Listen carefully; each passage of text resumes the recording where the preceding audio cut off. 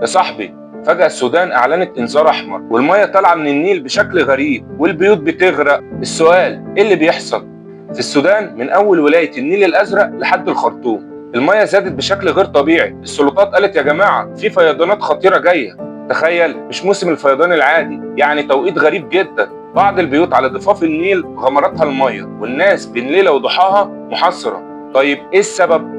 في ناس بتقول ممكن يكون له علاقة بتصريف سد النهضة الأثيوبي، لأنهم لو فتحوا البوابات أو زودوا المية فجأة السودان أول المتضررين.